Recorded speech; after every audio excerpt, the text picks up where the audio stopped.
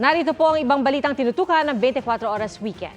Itinuturing na ng PNP na case solved ang pagkidnap at pagpatay sa negosyanteng Chinese na si Anson Tan at ang kanyang driver na si Armani Pabilio. Kaya kahit may tinutugis pang dalawang Chinese na sangkot sa krimen. Nakatutok si Jonathan Andal. The intention really is to kill. Ngayong arestado na sina David Tan Liao, Ricardo Austria David at Raymart Katikista, ang tatlong sospek sa pagkidnap at pagpatay sa negosyanteng si Anson Tan at driver niyang si Armani Pabilio, maituturing na itong case solved, sabi ni PNP Chief General Romel Marbil sa press release na ipinadala ng PNP sa media. Hindi raw ito basta kidnap for ransom kundi kalkuladong kidnap for hire operation. Ganito ang nangyari batay sa pagsusuri ng PNP sa mga kuha ng CCTV. Sabado, March 29, nagpunta si Tan at Pabilio sakay ng van sa Barangay Langka sa 345 Marta Street sa Villacor Village sa Maykawayan, Bulacan. 3:37 PM, nakunan na ang van ni Tan sa toll booth ng NLEX Tambubong exit pero si David na ang nagmamaneho. 7:46 PM, nakunan siya ng CCTV sa isang convenience store na bumili ng wet wipes na posible raw na pinampunas ng prints niya sa van. Sunod siyang nakunang naglalakad sa kalsada at inabandona na ang van sa Seminario Road sa Barangay Bahay Toro, Quezon City. Kinabukasan, March 30, may nag-text sa pamilya ni Tan na nanghihingi ng ransom. Dito na sila nagsumbong sa PNP Anti-Kidnapping Group. April 8, natagpuan sa Quezon City ang abandonadong van ng biktima. Sa parehong araw, pinatay si Tan at Pabilio sa pinuntahan nilang bahay sa Bulacan, ayon sa PNP. Kinabukasan, natagpuan ang kanilang bangkay sa Barangay Macabud Rodriguez, Rizal, na nakasilid sa nylon bag at balot ng duct tape ang muka. April 16, nakuha sa bahay sa Bulacan ng sapatos ni Tan, pati sapatos at sombrero ni Pabilio. May nakita ring nylon bag na katulad ng pinaglagyan sa mga bangkay sa Rizal at iba pang gamit. Ang mga sospek nakuha ng CCTV sa crime scene na bahay sa Maykawayan ilang araw bago ang pagkidnap. Si Tan Liao sumuko dahil sa takot. Natatakot po siya na maaaring ipapatay din po siya. At meron po siyang personal po na reason but which we will later reveal po. May dalawa pa raw na ibang nakunan sa bahay sa Bulacan na itinuturing na principal at kasalukuyang tinutugis.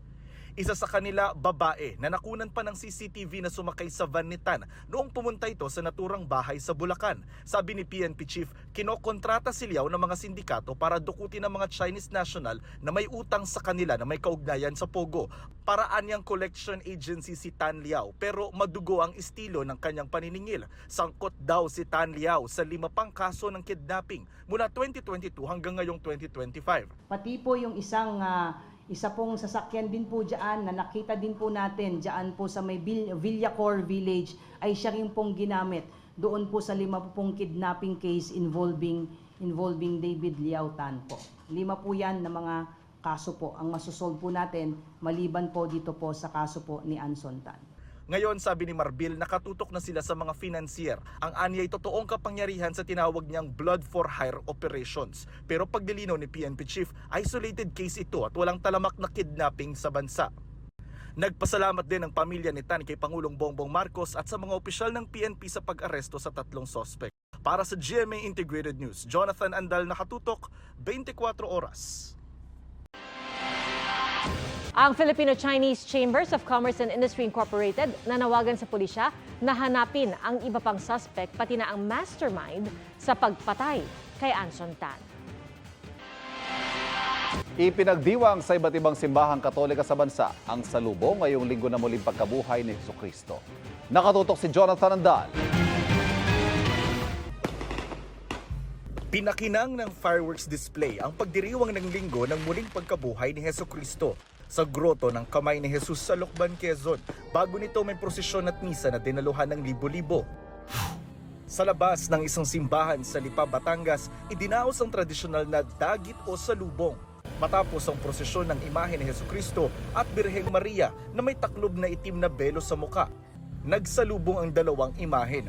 Isang batang gumanap na anghel ang nagtanggal sa belo sa mukha ng Birhen.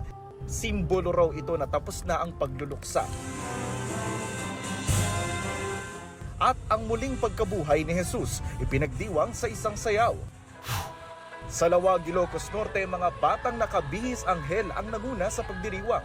Magiliw silang umawit habang tinatanggal ang itim na belo ng Birheng Maria. Samantalang nakabayubay sa krus. Mga kabataan din na gumanap na mga anghel ang bida sa salubong sa Samal, Bataan. Pagkatapos ng pagtatanghal, nagpalipad ng mga lobong puti at asul at nagsaboy ng mga bulaklak. Libo-libo ring Kristiyano ang nakiisa sa salubong sa iba't ibang lugar sa bansa. Para sa GMA Integrated News, Jonathan Andal, nakatutok, 24 oras.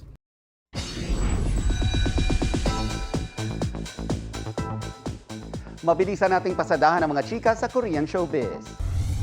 Pinagtibay ng Seoul Central District Court ang desisyon nitong pagbawalan ng mga miyembro ng girl group na New Jeans na magsagawa ng independent activity sa ilalim ng pangalang NJC.